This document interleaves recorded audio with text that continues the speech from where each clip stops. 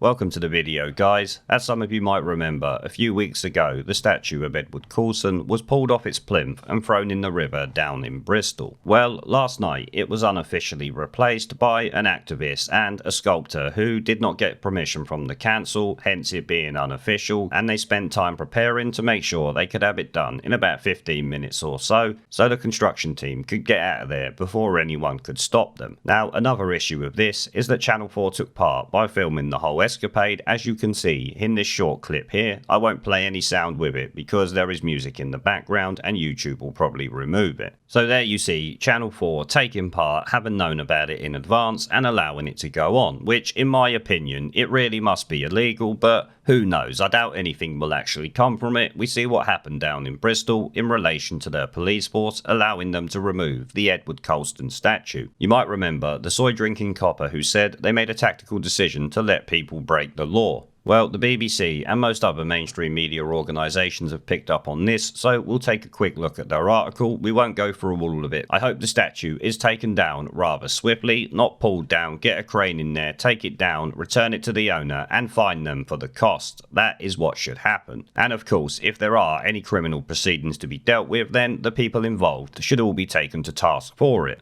But before we get into the article, remember the daily live stream has moved over to Twitch, so if you want to come and join me for a chat in real time, the link is down in the video description. And while I'm here, I want to say a big thank you to the over 1,400 of you who have joined me over there already. But back to this stupid statue and Channel 4 taking part in putting it up. The BBC News article headlines, BLM protesters statue appears on Edward Colston's plinth. The sculpture of protester Jen Reid was erected early on Wednesday in Bristol city centre, where the Colston statue was pulled down last month. Miss Reid had been photographed on the empty plinth after the Colston statue was toppled during the march. Artist Mark Quinn said the sculpture did not have formal consent, but he had white guilt, so he had to do it. He said the black resin statue called A Surge of Power was only meant to be temporary, and I hope it is, which if Twitter is to be believed, it certainly will be, because if the council don't move it, I have seen people on Twitter saying that they live in Bristol and they will pull it down themselves, even if it is against the law, which we all know it will be and will likely be considered a hate crime, let's be honest. Mr. Quinn said he was inspired to create it after seeing an image of Miss Reid standing on the plinth with her fist raised during the Black Lives Matter protest on the 7th of June, when, as I said, he suffered uncontrollable white guilt, which I've got to say, Mr. Quinn, you really need to stop drinking it. You really have nothing to be guilty for, and your virtue signalling is clear for anyone to see, along with the fact that it is an utter embarrassment to yourself. He then contacted Miss Reid through social media and they worked together on the statue, which was erected shortly before 4:30 AM.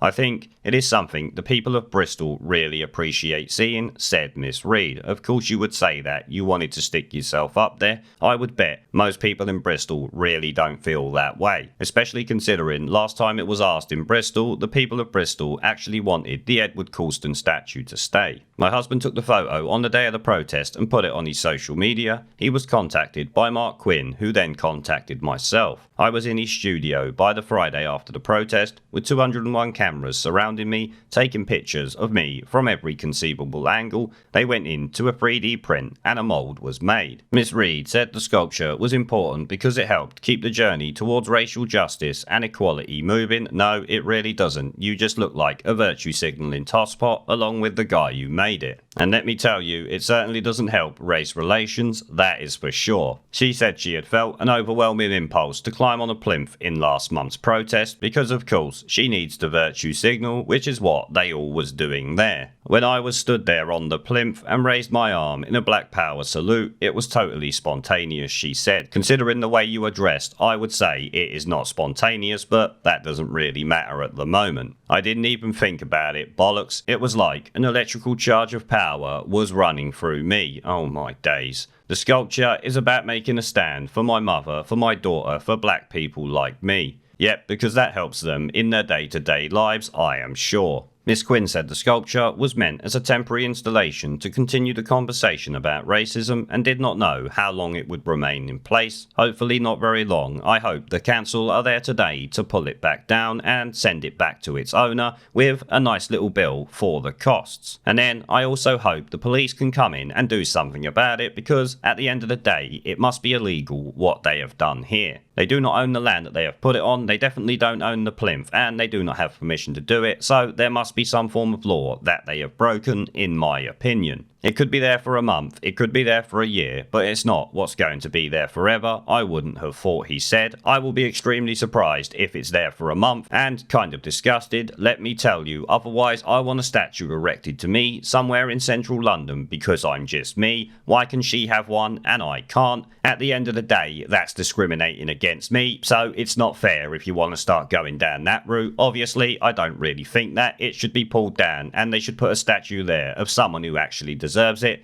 because this silly bin certainly doesn't. I saw pictures of Jen on the plinth, and she spontaneously made this gesture, and I thought, this is amazing. She made an extraordinary artwork by just doing that, and it needs to be crystallised into an object and put back onto the plinth. No, it needs to be pulled down and returned to you, or even her. She can stick it in her front garden if she really wants. It had to be in the public realm, and I wanted to put it in that charged spot where Edward Colston had been before, because of course he is suffering white guilt, and the virtue signalling from this is going to be massive amongst the lefty losers, as we all know. White liberals will be running around screaming how great this is, while most of the country just look at it and cringe. On the 7th of June, protesters used ropes to pull down the Colston statue, which had been at the Bristol city centre site since 1895, from its plinth. Which is obviously something that might well end up happening to this one if the council don't come and remove it. If obviously reports on Twitter are to be believed. Remember, it is Twitter, people do often just talk a bunch of shit. It was dragged to the harbour side and thrown in the water, we know that. Bristol City Council retrieved the statue, which will be displayed in a museum, along with placards from the Black Lives Matter protests. Quinn's previous work no one actually cares about. Bristol City Council have been contacted for a response about the new statue, and at the time of recording have not bothered to answer. Which, let me tell you, the only answer they should really be putting is going down there and pulling it down. They don't need to give a statement, just go down there, uncouple it, drag it off, take it back to who owns it, and fine them for the costs at the end of the day. And like I said at the beginning of the video and showed you a short clip of, here is the actual tweet of Channel 4 News pumping it out, because they are so proud that they took part in this. With their tweet headlining, "Out with the slave trader, in with black power." Can you fucking believe this shit coming out of Channel 4? The statue of Edward Colston has been unofficially replaced with a sculpture of a BLM protester. But to be honest, Channel 4 is already known as a low-life bunch of fuckpigs, so we shouldn't really be surprised by that. They employ Kathy Newman after all. There is a pattern consistent throughout history of oppressed people turning on the oppressors.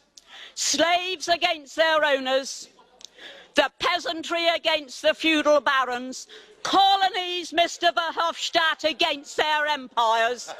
And that is why Britain is leaving. And it doesn't matter which language you use, we are going, and we are glad to be going. We're off.